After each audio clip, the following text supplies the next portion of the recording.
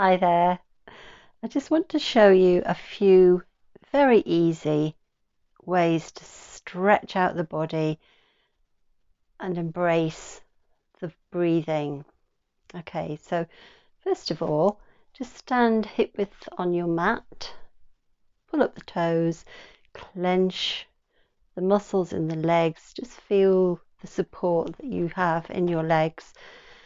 Let that support go up into your abdomen, so pull the muscles in of the abdomen, toes up, and then relax them and just feel the feet on the floor. And then press the feet away from each other, so as if you're trying to split the mat or the carpet that you're standing on, just to, again, feel that strength in the legs. This is what's holding you up. And then just breathe out and just find your balance. Okay, so finding your balance. If you go off balance, it's easy to know that you aren't balanced. So just take the weight forward onto the balls of the feet and feel the stress that happens inside the muscles trying to hold you back up. And then backwards. And feel the tightness that you have in the muscles trying to hold you back up from falling backwards. It's the same when you go to the side. You can feel you're off balance. So you're using muscles, you're using energy to hold you upright. So just find your balance. Just circle around a little bit on your feet. Feet can be hip width apart, parallel to each other. And just find your balance. So the four corners on the balls of the feet, the heel of the foot, four corners of the sole of the foot, and when you feel grounded there, feel that nice centered feeling, being imbalanced, being right in center, like a pendulum. And then we're going to open up the thorax, which is everything above the solar plexus, rib cage, clavicle. So lifting up the right arm, first of all, just lifting up the right arm. I'm doing it mirrored. Stretch up, just move back a little bit. Stretch up and feel the rib cage open up as you breathe in. So be aware of that side of your body breathing in. Stretch up as your rib cage lifts up on the in-breath and hold that stretch on the out-breath. Just hold it up there. Stretch up, hold the stretch, and then lean over to one side on the out-breath as you breathe out. You might want to push your pelvis over to the other side just to create that balance. And breathe in to the rib cage on that side. About 2 or 3 times. Keep it nice and soft. You might want to bend the elbow. Just keep the elbow pointing upwards so that you really do stretch open the rib cage.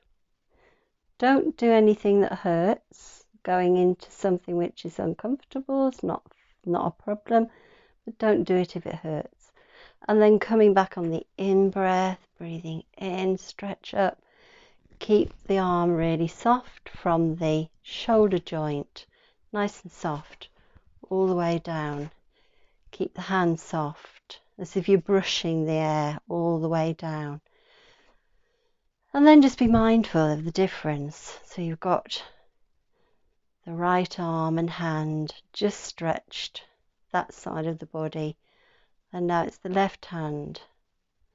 So breathing in, lift up the left arm. Keep the right arm nice and soft. Lift up on the in-breath and hold the stretch. Breathing in, about 3 times, hold the stretch.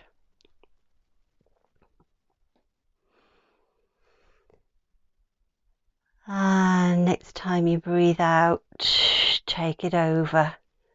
So you're opening up that side of the body. You might want to bend your elbow a little bit If you need to bend your knees, bend your knees. It's not a case of pushing against the muscles. The breath inside opens up the muscles, depending on what posture you're in, where it opens up. So in this position, when you breathe in, because you're squeezed that side of the rib cage, you have to breathe into that side, okay? Breathe in and over on the out breath. And the next time you breathe in, slight bend on the knee to get you up again. Stretch up, keep it nice and soft from the shoulder. And just brush the air with the fingers down. And again, just be aware of the feeling inside the fingers, the hands, the arms, the shoulders. It might be a different feeling. Usually is when you've stretched open the muscles and created more space to let the energy flow. Okay, so you might get tingling, you might get a difference in temperature. Just be mindful, just simply by stretching, how much energy you can release. Okay, so I'd like to introduce the diaphragmatic breath. So the diaphragm is a big muscle which stretches horizontally, dividing the thorax from the abdomen. It's like a big sheet of muscle.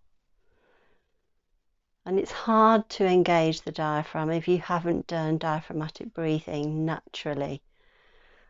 We tend to clench up that area of the body, which in fact has an impact on the abdomen, because the diaphragm sits like a V or like a bell in between the lungs. When you breathe into the base of the lungs, the diaphragm comes down and pushes out the stomach. When you breathe out, the stomach contracts and the diaphragm goes back.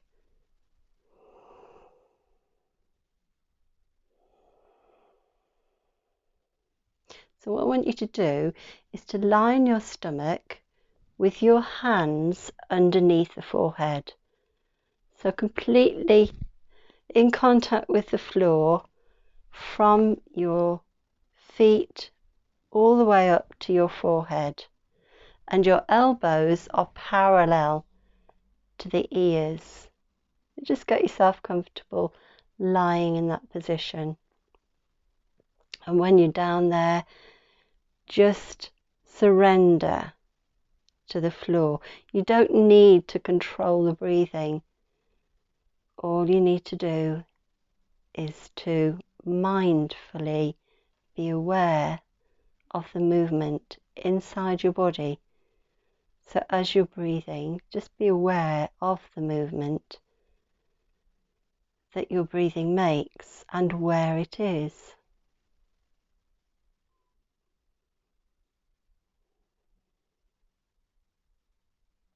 The breathing, because you've got your elbows stretched up parallel to the ears, it's opening up the thorax, it's opening up the rib cage. The rib cage is already expanded, so you have to, in order to get some air, you have to use the diaphragm in this position.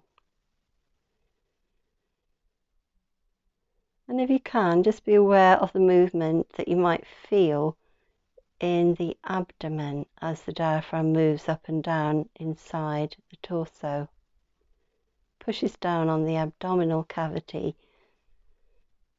massaging all the digestive organs. So I would suggest that this is really, really useful for regulating the diaphragmatic breath, for getting in touch with the diaphragmatic breath, for exercising the diaphragm.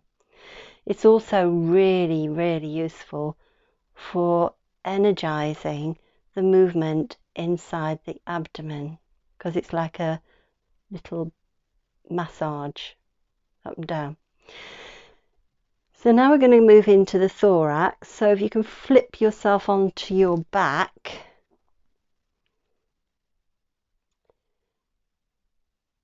And just allow your arms to lift up parallel to each other, up to the ceiling and up and over on the in-breath.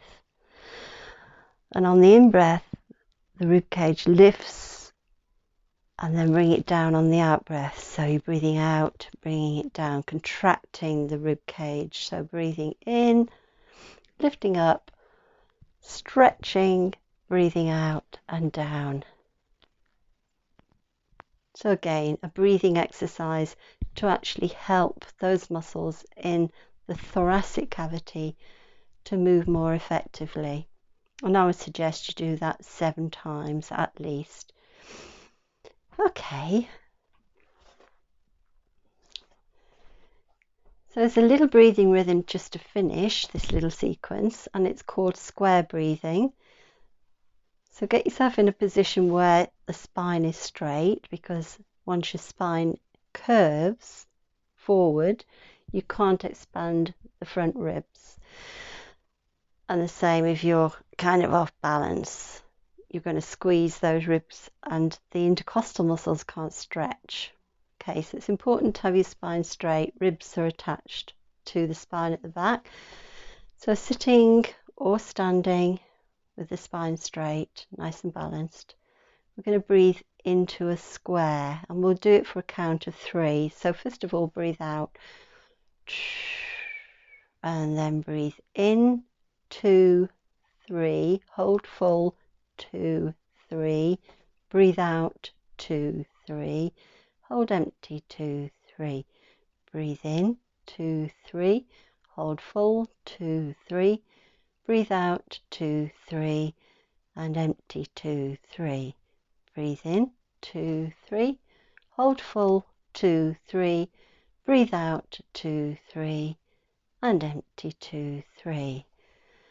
And then just breathe the way the body wants to breathe.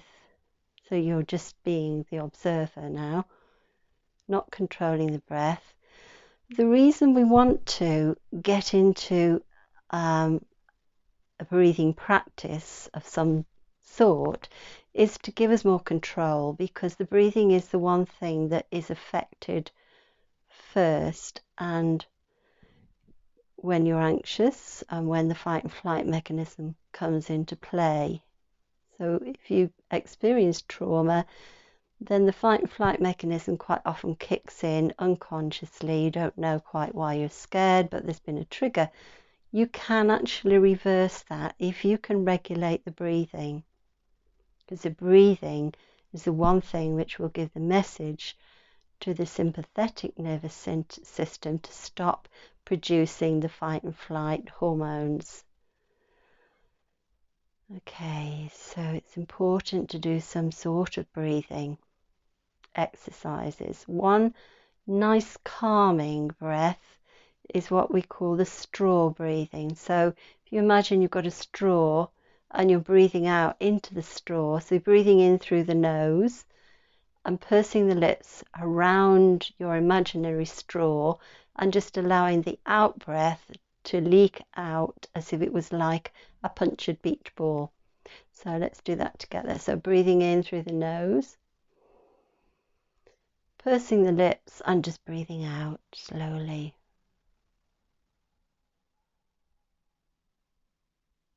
And do it in your own time. So breathing in through the nose,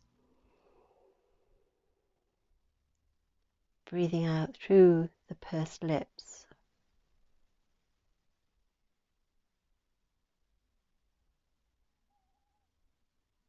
And just continue with that while I just talk you through the reason why we want to do this again is to bring into your awareness that you can actually control the breathing, and that the out breath is really crucial for actually calming down the nervous system.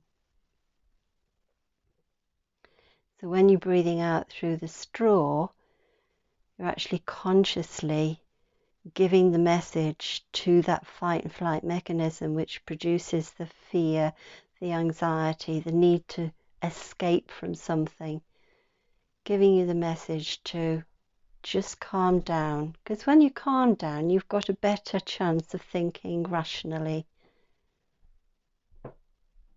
Okay. So hopefully you'll be able to gain something.